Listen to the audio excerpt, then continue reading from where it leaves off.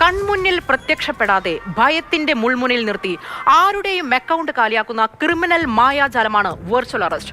പലകുറി പറഞ്ഞിട്ടും മുന്നറിയിപ്പ് നൽകിയിട്ടും ഇന്നും ആളുകൾ ഈ കെണിയിൽ വീഴുന്നുണ്ട്. കൃത്യസമയത്ത് ബാങ്ക് ജീവനക്കാർ ഇടപെട്ടതുകൊണ്ട് മാത്രം ചിലർ ആ കെണിയിൽ വീഴാതെ രക്ഷപ്പെട്ട വാർത്ത നമ്മൾ കേട്ട അതേ പത്തനംതിട്ടയിൽ നിന്നാണ് ഇപ്പോൾ ഈ വെർച്വൽ അറസ്റ്റ് തട്ടിപ്പ് വാർത്ത വന്നിരിക്കുന്നത്. വൃദ്ധ ദമ്പതിമാരുടെ കയ്യിൽ നിന്ന് കവർന്നത് ഏതാണ്ട് 1.5 കോടിയോളം രൂപയാണ്.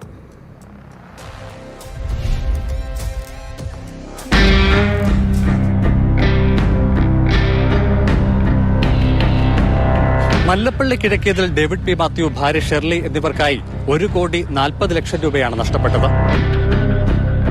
അജ്ഞാതരാണ് ഫോണിൽ വിളിച്ചത്.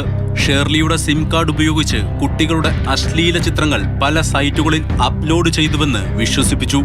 മഹാരാഷ്ട്രയിൽ കിട്ടിയ പരാതിയിൽ കേസ് രജിസ്റ്റർ ചെയ്തുവെന്നും അറിയിച്ചു.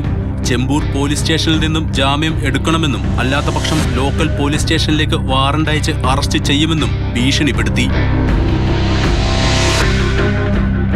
വെർച്വൽ അറസ്റ്റിലാണെന്നും വിവരം ആരോടും പറയരുതെന്നും നിർദ്ദേശിച്ചു. 1 മിനിറ്റിന് ശേഷം മറ്റൊരു ഫോൺ നമ്പറിൽ നിന്നും കോൾ വന്നു.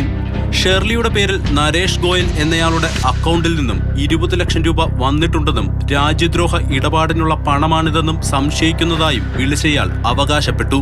ഇതോടെ വൃദ്ധ ദമ്പതികൾ ഭയന്നു. കേസുകൾ CBIക്ക് കൈമാറുകയാണ്, അല്ലാത്തപക്ഷം അക്കൗണ്ടിലുള്ള പണം നൽകണം, ഇതായിരുന്നു ഡിമാൻഡ്. ആധാറും ബാങ്ക് അക്കൗണ്ടും ഫ്രീസ് ചെയ്യുന്നുവെന്ന് പറഞ്ഞായിരുന്നു തുടർന്നുള്ള ഭീഷണി. റിസർവ് ബാങ്ക് പരിശോധനയ്ക്കായി അക്കൗണ്ട് നമ്പർ നൽകിയിട്ട് അതിലേക്ക് പണം അയച്ചു കൊടുക്കാനും ആവശ്യപ്പെട്ടു.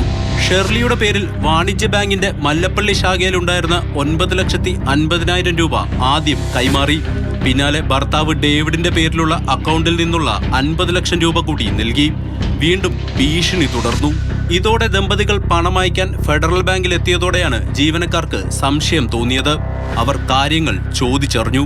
പോലീസിലും വിവരങ്ങൾ കൈമാറി. ദമ്പതികളുടെ മൊഴിപ്രകാരം കീഴ്വായ്പൂർ പോലീസ് കേസെടുത്തു. പണം പിൻവലിക്കുന്നത് തടയാൻ ശ്രമം നടന്നിരുന്നു. ഇത് വിജയിച്ചോ എന്നതിൽ വ്യക്തതയില്ല. പണം നഷ്ടപ്പെട്ട ദമ്പതികൾ അബുദാബിയിലെ താമസക്കാരാണ്. കഴിഞ്ഞ 8-നാണ് ഇവർ നാട്ടിലെത്തിയത്.